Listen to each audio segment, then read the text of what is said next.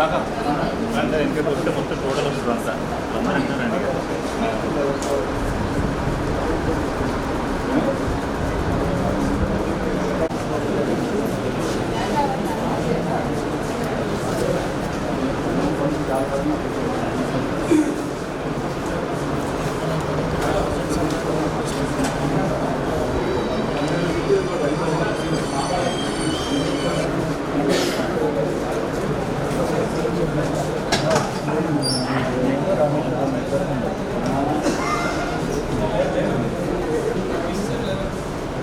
ప్రధానమంత్రి గారు చేసే పని డీనోటిఫైడ్ నొమాడిక్ ట్రైబ్స్ అని చెప్పి సంచార జాతులకు సంబంధించిన వాళ్ళు కావచ్చు, భిక్షగాళ్ళ లెక్క ఇవాడు దళితుల కంటే కూడా అత్యంత అధ్వాన్నమైనటువంటి బతుకులు బతుకుతా ఉన్నారు. అసలు ఈ సమాజంలో వాళ్ళు పౌరులేనా, ఈ దేశంలో వాళ్ళు అంతర్భాగమా అనేటువంటి ఒక రీతిలో ఊరికి దూరంగా ఇవాళ కూడా భిక్షగాళ్ళ లెక్క అనేక మంది బీసీలు బతుకుతా ఉన్నారు.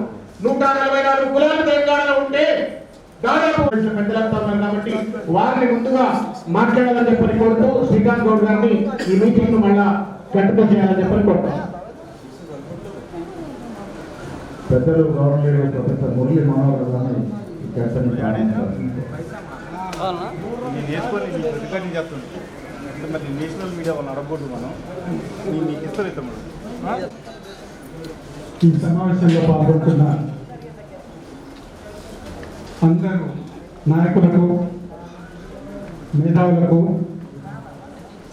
అదేవిధంగా వివిధ పార్టీల రిప్రజెంటేటివ్స్, ఇక్కడ 2 మహిళలు ఉన్నారు, మదర్ జెంటిల్మెన్, మీడియా మిత్రులు, మీకందరికీ ఈరోజు కాంగ్రెస్ పార్టీ తరఫున ఏర్పాటు చేసిన ఈ సమావేశానికి విచ్చేసినందుకు మొత్తం యూనివర్సల్ కవరేజ్ చేయాల్సిన అవసరం ఉంది. భారతదేశంలో ఉన్న మొత్తం పాపులేషన్ను గణాంకాలు సేకరించాల్సిన అవసరం ఉంది. అప్పుడే ఎవరు ఏమిటి, ఏ స్థాయిలో ఉన్నారు, వాళ్ళ అభివృద్ధి సమస్యలు ఏంటి, వాళ్ళ సామాజిక, ఆర్థిక, సాంస్కృతిక, రాజకీయ నేపథ్యం ఏంటి, ఇవన్నీ కూడా తెలిసే అవకాశం ఉంది. ఈ దేశంలో ప్రజలందరినీ పక్కకు పెట్టండి. ఏదైనా ఓబీసీల అభివృద్ధికి సంబంధించిన నేషనల్ పాలసీ అంటూ ఎవాల్వ్ అయిందా అని నేను కేంద్ర ప్రభుత్వాన్ని అడుగుతున్నా. అదేవిధంగా కేంద్ర ప్రభుత్వం 75 సంవత్సరాల స్వతంత్ర భారతదేశ విజయోత్సవాలను జరుపుకుంటున్న సందర్భంలో ఈ దేశంలో 50% పైగా ఉన్న ఓబీసీల గురించి ఏం పట్టించుకుందో తెలియజేయాల్సిన అవసరం ఉందని నేను భావిస్తున్నాను. మన రాజ్యాంగం ప్రియంబుల్లో ఏం చెప్తారు? What one of the people of this country is saying is it is a democratic demand that we would like to have, OBC census. It's a democratic demand and also a constitutional demand. Why I am saying, constitutional demand, I will give you evidence of what the Supreme Courts have said, in the last 30-40 years, whenever the reservation issue was referred to the Supreme Court of this country. And also it's a people's demand. And I think all of you here should appreciate my point of view when I say, if there's any country in the world, ప్రపంచంలో ఎక్కడైనా కులం ఎక్కడైనా ఉందంటే it is only in this country. No other country in the world that caste exists. Caste is a reality in India. Without understanding caste, we cannot understand Indian society. A sociologist cannot understand, a political scientist cannot understand, even politicians cannot understand. Tell me in many countries in the world where caste exists. India is the only country where caste exists. And then when we look at the census is an important document.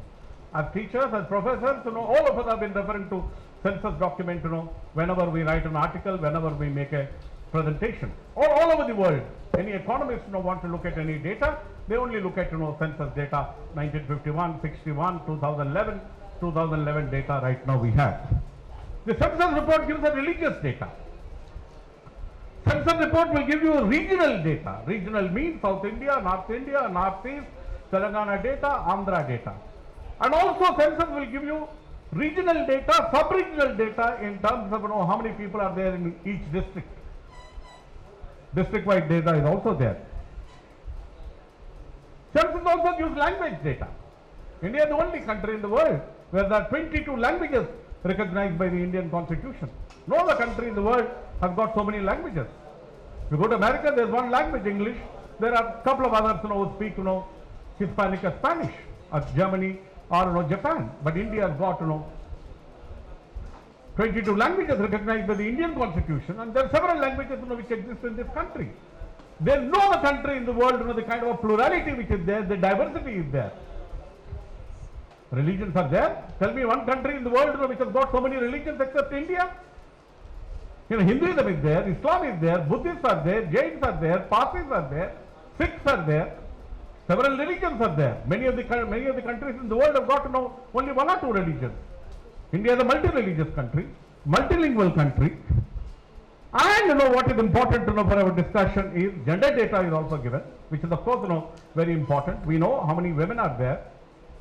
But then we also know how many SCs are there or how many STs are there. But then we do not have how many OBCs are there. OBCs are a predominant population. Even if you go by Caste Commission, which was submitted in 1931, that is when the British could collect data in 1931, when colonial ruler can collect data in 1931 and give us the data. According to Caste Commission in 1931, the OBC population in this country is 52%. And on the basis of that, when they went to the Supreme Court and the Mandal Commission, they said, we will only go by Caste Commission data, which said 52%, we will give you 27% for reservation, so that, the Supreme Court, set a deadline that it cannot exist, more than 50% for OBC reservation. I would only like to take, 2 or 3 minutes to highlight, and I think it is important for us to look at, any dimension from the standpoint of Indian Constitution. We cannot look at democracy, we cannot look at governance, we cannot look at policy making in this country without looking at what the Indian Constitution says. I will only take about 2 or 3 minutes to say what the Constitution says.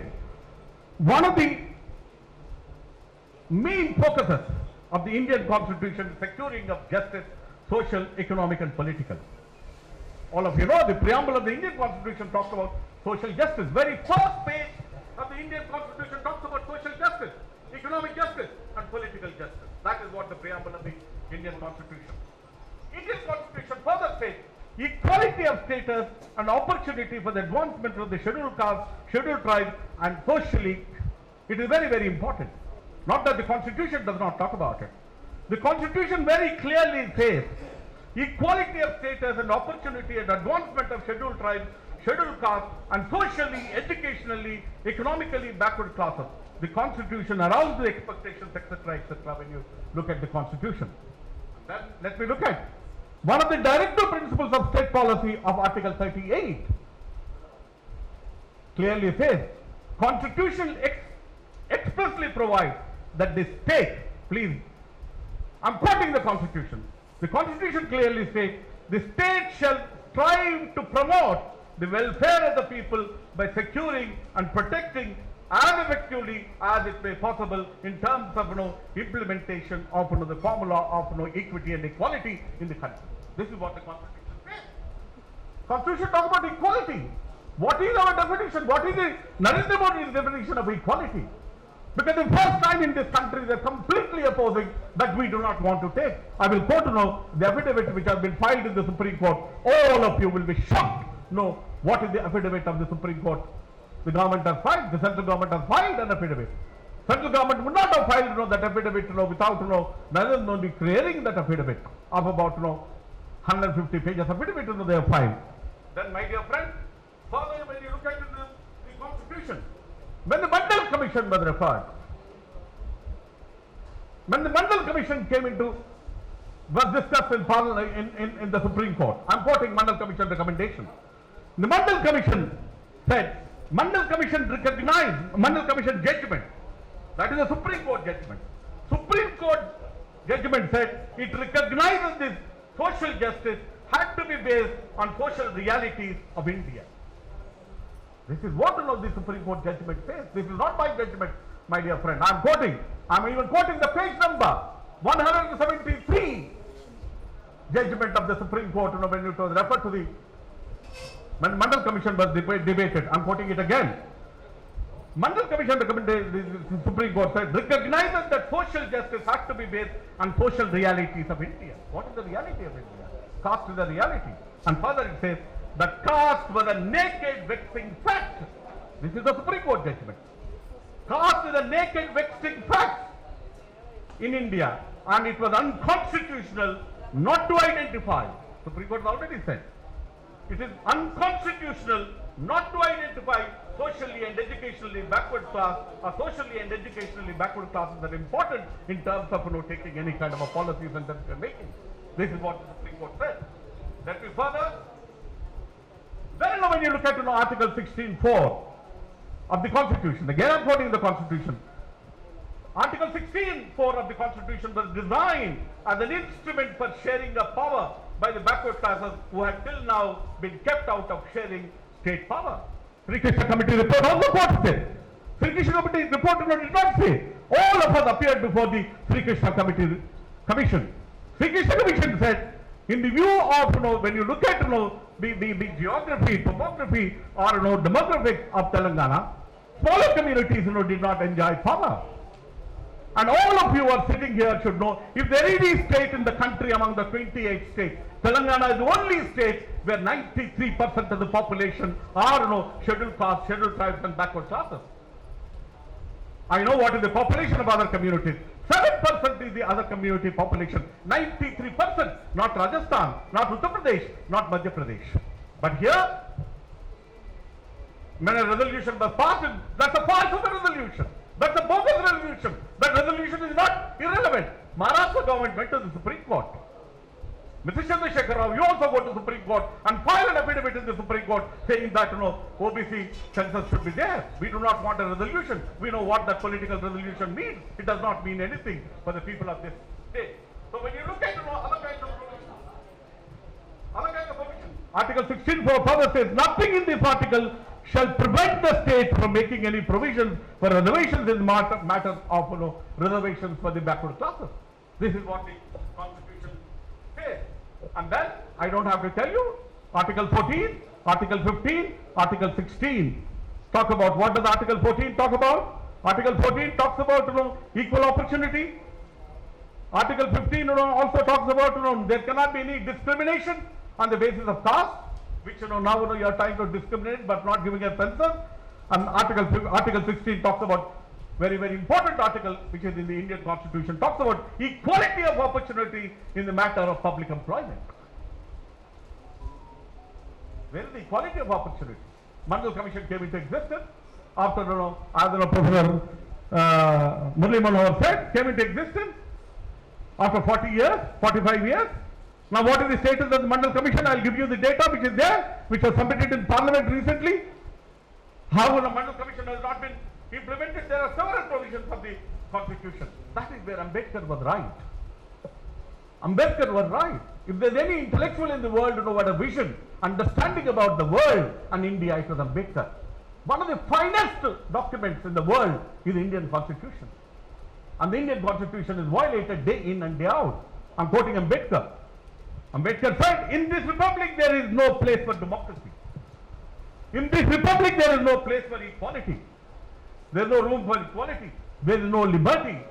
There is no room for fraternity and social justice and economic justice. Indian village is a very negation of the republic. It is a republic by the, of the untouchable and touchable and for the touchable. That is what he said. Looking at what happened in the Indian Constitution. So when we look at several provisions of the Constitution, it is very, very clear. Then Article 15 I have already referred to, several articles I have referred to, and then one of the articles of the Indian Constitution says, nothing shall prevent the state from making any provision for reservations in matter of providing employment opportunities. This is what the Constitution says.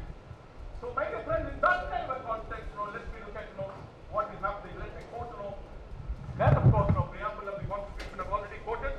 We the people of India want social justice, economic justice and political justice. There might be a thought and expression which I don't want to get into it. But one important factor I think which is important to know when you are talking about meeting. The Mandal Commission reiterated the suggestions. B.B. Mandal presenting his report then. Then look at another effort which we made. In 1995, the National Commission for Backward Classes recommends collection of caste community-wide population data in 2001 census. The Backward Classes Commission made that recommendation. In 2006, Narendra Modi should know, BJP leader Sumitra Mahajan headed the Parliamentary Standing Committee on Social Justice and Empowerment, recommended OBC census. OBC census. Now we will come to Narendra Modi. 2008, he was a member of the Planning Commission in his capacity as the Chief Minister. Planning Commission passed the resolution